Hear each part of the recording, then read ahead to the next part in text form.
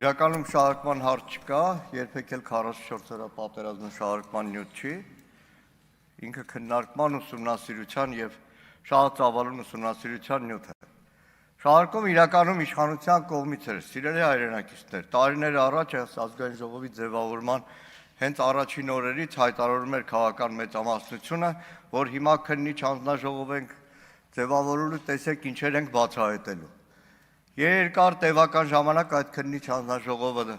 աշխատել է, որը ձևավորվել է Պաշտպանության եւ Անվտանգության մշտական հանձնաժողովի հիմքի վրա։ Ընդդիմությունը ուներ վերապահումներ, որ դա հանրային վստահություն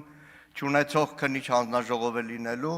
բազմաթիվ հարցեր, հարցականներ մտանալու են օդում կախված, բայց այնուամենայնիվ, ըստ կանոնակարգի ազգային ժողովում ձևավորել է քննիչ հանձնաժողով,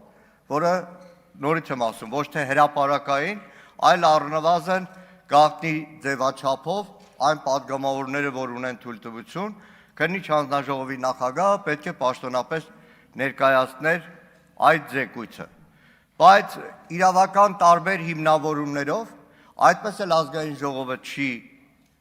ժողովին չի ներկայացվել քննիչ հանձնաժողովի զեկույցը։ Ես անձնապես շատ ուրախ կլինեի, որ այդ ներկայացվեր առնվազն այն մասը, թեև ասում եմ բազմաթիվ հարցականներ, հարցեր կան այդ զեկույցի հետ կապված, բայց պետք է արձանագրել, որ այս խորհրդարանը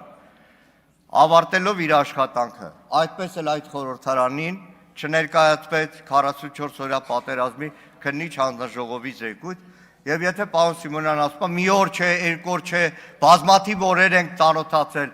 ով պետք է ծանոթացել է առնվազն մեր խմբակցությունից, նաև գիտեմ պատիվ ունեմ իջ, բայց այդ թղթածրարը, որ կարդացել ենք, հիմա դա ինչ է, զեկույց է համարվում այն, ինչ որ ներկայացվում է ազգային ժողովին, ազգային ժողով նման փաստաթուղթ չի ներկայացվել, այսքանը։